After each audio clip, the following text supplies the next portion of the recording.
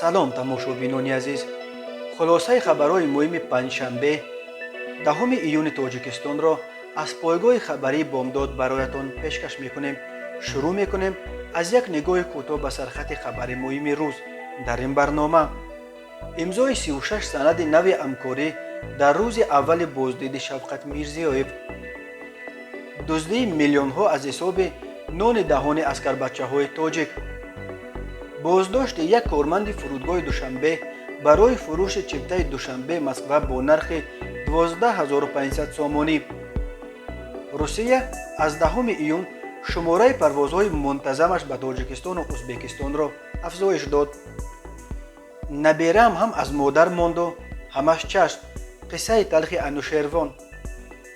ДУЗДИИ сол ғорати 5 миллион сомонӣ аз сандуқи оҳанини ширкати Бахт. фиреб хӯрдани пирамарди 75-сола аз Лоҳур ва дуздии ҷавонзан дар Варзоб қалъа. ва акнун тафсилоти хабарҳо. рӯзи 10 июн дар Душанбе дар доираи сафари расмии президенти Ӯзбекистон Шавкат Мирзиёев ба Тоҷикистон 36 санади ҳамкорӣ ба имзо расид. аз ҷумла ду кишвар зарурати сабти ном ҳангоми раву ои шаҳрвандон ба кишварҳои якдигарро аз миён бардоштанд. ҳамин тавр Ӯзбекистон бунёди ду нерӯгоҳ дар ҳавзаи дарёи Зарафшонро сармоягузорӣ мекунад. феълан қарордод дар мавриди таъсиси ҷамъияти саҳумии муштарак ва анҷоми арзёбии фаннии тарҳи ин ду нерӯгоҳ имзо шуд. байни Тоҷикистону Ӯзбекистон автобусҳо ба мусофиркашӣ шурӯъ мекунанд. Шавкат Мирзиёев рӯзи 10 июн бо як сафари расмии дурӯза вориди Тоҷикистон шуд. қарор аст ки ӯ аз шаҳри Хоҷанд ҳам боздид кунад. ба шарафи ӯ дар Душанбе консерти шоми дӯстӣ бо иштироки ҳудуди 250 ҳунарманди маъруфи тоҷику ӯзбек доир карда мешавад. ин сафари дуюми Мирзиёев ба Тоҷикистон аз замони расиданаш ба раҳбарии Ӯзбекистон дар соли 2016 мебошад. сафари якуми ӯро ки соли 2018 анҷом шуд бисёриҳо таърихӣ меноманд, чунки тамоми гузаргоҳҳо дар марзи Тоҷикистону Ӯзбекистон боз шуд. парвозҳои ҳавопаймоҳо байни ду кишвар аз сар гирифта шуд. низоми виза бекор шуд ва дар умум ба ҷанги сарде ки солҳо боз дар аҳди Ислом Каримов байни Тошканду Душанбе идома дошт нуқта гузоштанд. додгоҳи ҳарбии гарнизони Душанбе Муҳаммадамин Холов мудири ширкати Мушаррафро ки бо агентии таъминоти амволи махсус барои таъмини қисмҳои низомӣ бо маводи хӯрокворӣ ба маблағи қариб 2.5 миллион сомонӣ қарордод баста, ҳамагӣ ба маблағи каме бештар аз 5 миллион сомонӣ маҳсулот таъмин кардааст, маҳкум кард. манбаи ин хабар маркази матбуоти додстонии кулли Тоҷикистон нагуфтааст ки раиси ширкатро чӣ ҳукме додаанд, вале додгоҳи ҳарбӣ бино ба ин манба Муҳаммадамин Холовро бар асоси қисми 4 моддаи 245 кодекси ҷиноятии Тоҷикистон ба азхудкунӣ ё исрофи маблағҳои давлатӣ ба миқдори бузург гунаҳгор шинохтааст. достонии кул мегӯяд директори Мушарраф Шаҳрванд Холов Муҳаммадамин Юсуфалиевич дар асоси шартномаи тендерӣ аз 28 августи соли 2020 ӯҳдадор буд ки ба агентии таъминоти амволи махсусе назди ҳукумати ҷумҳурии Тоҷикистон ба маблағи 2,488,135 сомонӣ маҳсулоти хӯрока таъмин намояд. тибқи талаботи қарордод агентии мазкур ба суратҳисоби ҷамъияти зикршуда маблағи 1,94,065 сомонӣ арзиши қарордодро пешпардохт кардааст.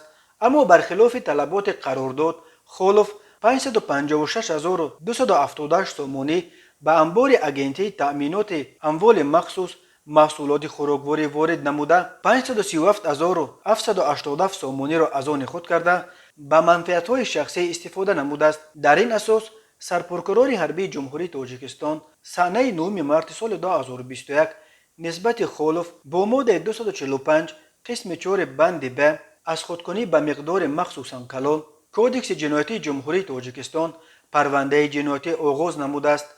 дар рафти тафтиш зарари расонидашуда ба маблағи 333,000 сомонӣ барқарор карда шуда парвандаи ҷиноятӣ сипас ба суд ирсол карда шудааст. агентии мубориза бо коррупсияи Тоҷикистон хабар дод ки як корманди фурудгоҳи Душанберо бо ҷурми ба таври сунъӣ боло бурдани нархи фурӯши чиптаҳои парвоз дастгир кардааст.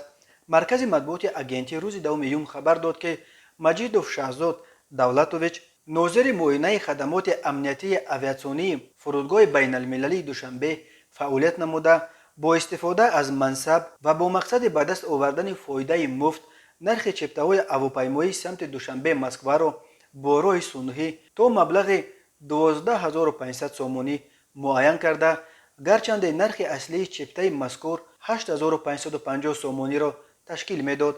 аз шаҳрванд А маблағи иловагии 2000 сомониро ҳамчун пешбардохт гирифта, овардани боқимонда маблағи 10500 сомониро талаб кард. шаҳзод маҷидовро дар натиҷаи гузаронидани чорабиниҳои фаврии тафтишотӣ баъди аз шаҳрванд А гирифтани маблағи 10500 сомонӣ дастгир карданд. ҳоло дар робита ба ин ҳодиса нисбат ба шаҳзод маҷидов бар асоси қисми дуюми моддаи 247 кодекси ҷиноятии Тоҷикистон бо иттиҳоми қаллобӣ бо суистифода аз мақоми хидматӣ парвандаи ҷиноятӣ оғоз карданд ва тафтиши пешакии парванда идома дорад. ба корманди ҳамакнун собиқи амнияти фурудгоҳи Душанбе бар асоси ин банди қонун ҳамчун ҷазо ҷарима ба андозаи аз 365 то 912 нишондиҳанда барои ҳисобҳо як нишондиҳанда 60 сомонӣ ё маҳрум сохтан аз озодӣ ба муддати аз 2 то 5 соли зиндон таҳдид мекунад.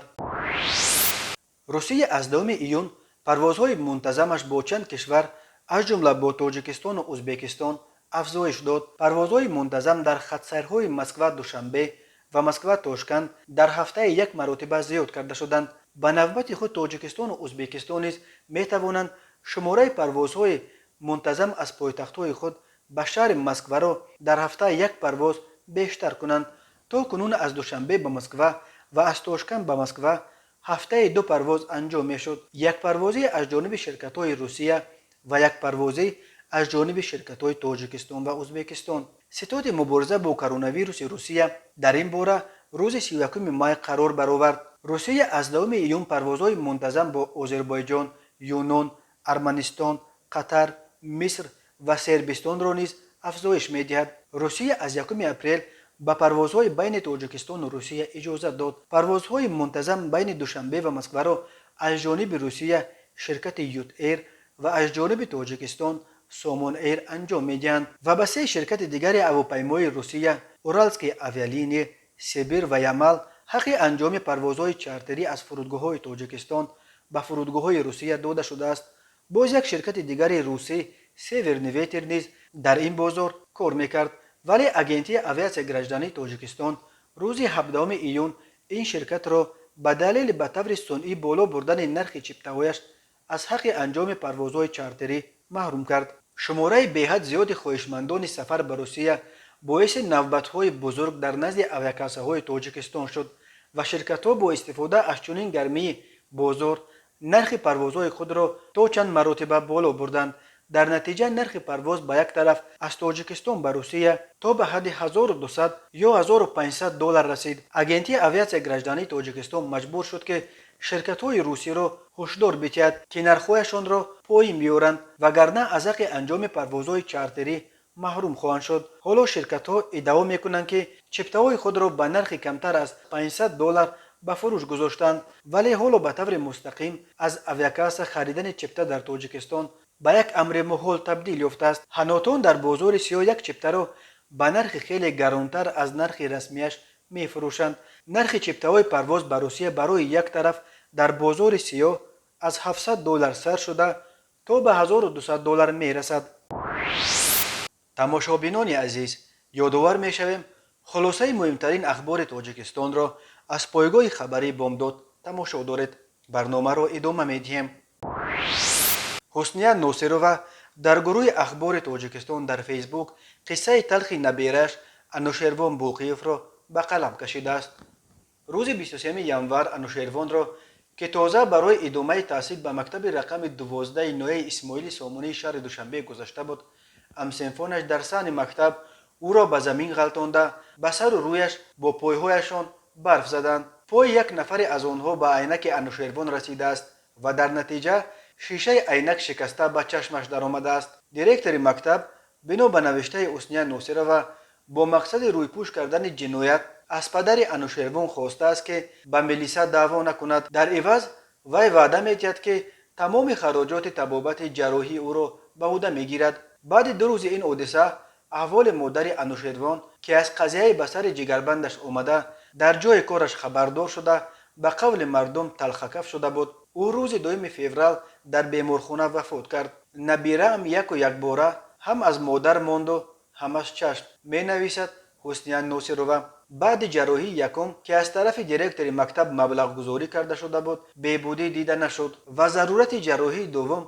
و سپس سیوم و چهارم پیدا شد. ولی والدان نورسانی که انوشیروان را به این حال رسانیدند پسران خود را بیگناه گفته دیگر از دادن پول ادامه طبابت انوشیروان دست کشیدند. به بالای این در وقت تفتیشات 2 گمانبر شونده اساسی از گمانبر به حیث شاهد گذاشتند و طور حسنیان ناصرова می نویسد با شاهدی این 2 نفر دیگری که از لحاظ مالی کمبیزاحت می باشد و پدر او بیمار است گناهگار شد. سود باشد گمانبر را به 140 ساعت کارهای اصلاحی جزا داد. دیرکتور مکتب که جنایت را روی پوش کردنی بود جزا نگرفت. این زن از مقامات تاجیکستان خواسته است که قضیه معیوب کردن نبیرش را از نو و این دفعه عادلانه تحقیق کنند تا عدالت تنطنه کند.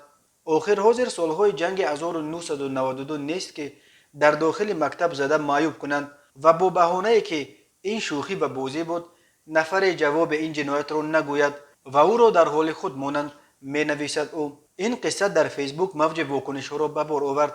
بسیاری‌ها از ناعدالتی فراوان در مقامات حفظ حقوق و دادگاه‌های تاجیکستان انتقاد کردند. سید جعفر عثمانوف وکیل پارلمان تاجیکستان از حزب دموکرات در زیر این مطلب نوشت که جریان این مسئله را زیر نظارت خواهد گرفت تا جنایتکاران به جزای خود برسند.